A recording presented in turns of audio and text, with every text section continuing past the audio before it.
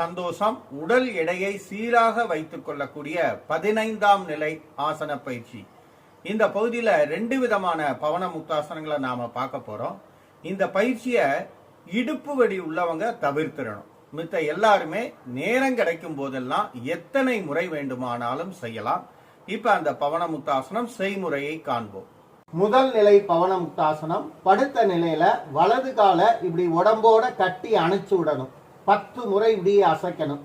அடுத்து இடது காலை 10 முறை இதே போல அசைச்சு விடணும். 10 முறை அசைச்சதுக்கு அப்புறம் கையை பம்மு கடியில வச்சு 2 காலையும் அரை அடி மேல தூக்கி ஒரு 5 வட்டம் போடணும். அதுக்கு மேல போடக்கூடாது.